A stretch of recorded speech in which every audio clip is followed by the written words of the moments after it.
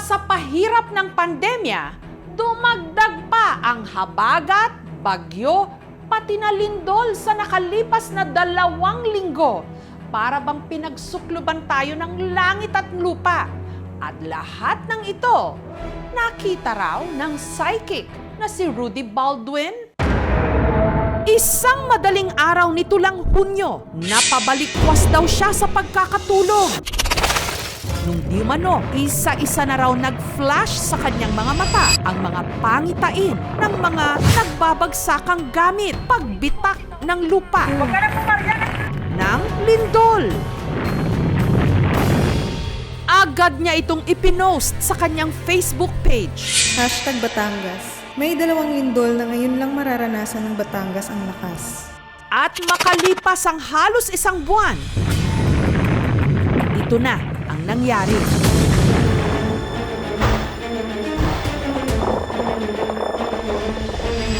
Siya ang kontrobersyal na psychic at visionary, si Rudy Baldwin.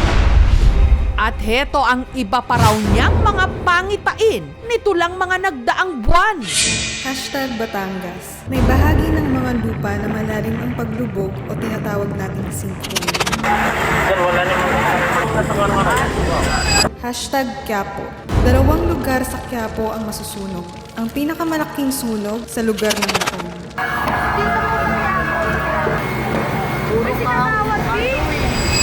#Bataan. Nakakalungkot dahil sa tindi at dami ng pinsala na tinamo ng Bataan.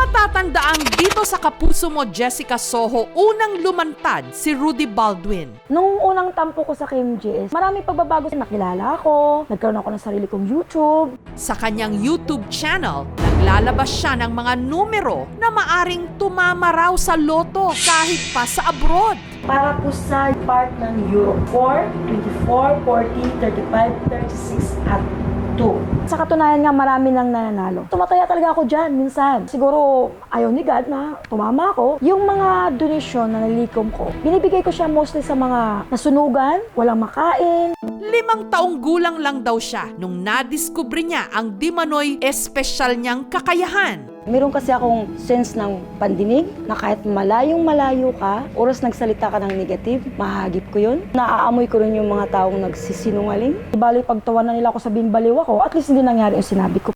Isa sa mga nabigyan ni Rudy ng vision, si Carly. Sinabi niya din po sa akin na mag-business po ako ng bigas. Sinimulan ko po yung business na ipina-open niya sa akin. Marami po kaming mga clients sa iba't ibang lugar. Everyday po na nagiging income namin dito is napakalaking tulong po. At dahil tiga Batangas din si Carly, binalaan din daw siya ni Rudy. Chinat ko siya, parating na yung lindol na malakas. Pakibaba ng mga babasagin. I think 3-4 days nangyari po yung lindol na yon. Sobra ko pong ipinagpapasalamat kay Lord na hindi po kami mapahamak. At meron pa rin daw mga nakikitang di manoy pangitain si Rudy sa nalalabing 5 buwan ng 2021. Paalala niya, wala siyang intensyong manakot. Gusto lang daw niyang magbigay ng babala. Meron akong 7 vision pa na hindi ko siya pinost pa sa Facebook. Tinawag niya ang mga itong ang 7 pangitain. Yung krimen, kung kailan yung palapit ng eleksyon, lalo siyang dumadami. Alam mo yung makita mo na yung mga bangkay sa tabi-tabi, lumulutang sa tubig.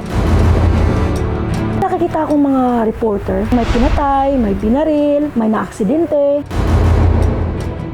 Isa namang himpapawid na babagsak dito sa atin sa Pilipinas. Itong Luzon, nakitaan ko itong tornado. Hindi mo malaman kung kulay dugo siya o kulay apoy. Magtapos ang taon ng 2021, may mga politiko na masasabi. Hindi lang mataas na antas. Ngayong nalaman na natin ang 5 sa isiniwalat niyang visions at predictions, ano kaya ang 2 pang natitira sa 7 mga pangitain di mano ni Rudy Baldwin? Worst yun. Ito malakas. Nakakaranas tayo ng Abangan mamaya, kontrobersyal na psychic na si Rudy Baldwin. May mga prediction pa raw para sa mga natitirang buwan ng 2021. Babala ng kontrobersyal na psychic at visionary na si Rudy Baldwin, may mga nakikita siyang mangyayari sa mga susunod na buwan na dapat daw paghandaan. Yung krimen, kung kailan yung palapit ng eleksyon, lalo siyang dumadami. Alam mo yung makita mo na yung mga bangkay sa tabi-tabi, lumulutang sa tubig.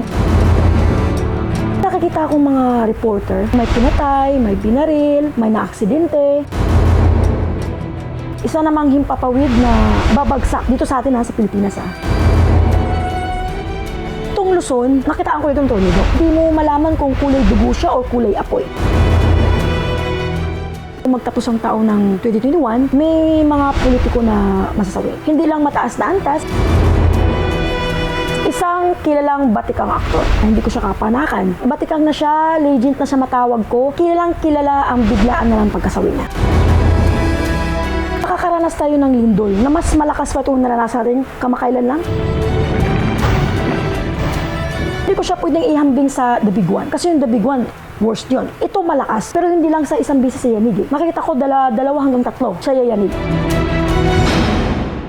Gayunman, marami rin ang hindi naniniwala o sumasang-ayon sa kanya. Ayon naman sa mga eksperto, ang mga kalamidad posible naman talagang malaman bago pa mangyari. Pwede tayong mag-interpret kung anong nangyayari sa ilalim ng bulkan. At base sa mga trend, pwede nating ma-interpret ang mga posibleng pagsabog nito. So ito ay hindi hula, kundi base sa mga pinakita niya ng mga deposito. Ang mga paglindol dito sa ating bansa, ang pinakamataas ay umabot sa hanggang magnitude 8.3. At dito sa Luzon, napakaraming mga earthquake generators na pwedeng magdulot ng mga paglindol. Sa Pag-asa website, naglalabas din po kami ng forecast up to 6 months. Lalong-lalo na rin po kung ilan yung tatamang bagyo, ilan yung bilang ng bagyo na papasok sa Philippine Area of Responsibility. Sa totoo lang, yung mga bashers na nagsasabi sa akin yan, nakita mo yan sa Google yan, hindi ako maling magtingin-tingin dyan.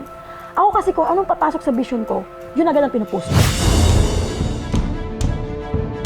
Example ko na lang yung taal. Sinasabi lang yung level. Ang init. Pero di sinasabi na sasabog siya. Alam ko na iniisip nila, labag ito sa simbahan. Hindi ko naman sila pinilit na maniwala eh. May kanya-kanya itong paniniwala, kaya respeto naman. Lahat ng nangyayari sa tao ay galing sa Diyos. Pero paano ginagamit yun? Maaaring sabihin galing sa Diablo. Pero naman talagang nape-predict nila. Ang pinakamahalaga lang, huwag kang manghilakbot sa takot. Always be prepared by pagbabalik loob mo sa Diyos at higit sa lahat, yung pagmamahal mo at pagkalinga mo sa kapwa-tao mo. Kasi yun naman ang direksyon gusto sa atin ng Panginoon. Meron nga ba talagang kakayahan ng iba na masilip ang hinaharap? Hindi man natin ito lahat nakikita. Pwede naman natin itong mas mapaghandaan. Thank you so much mga kapuso. Kung nagustuhan niyo po ang videong ito, subscribe na sa GMA Public Affairs YouTube channel. Don't forget to hit the bell button for our latest updates.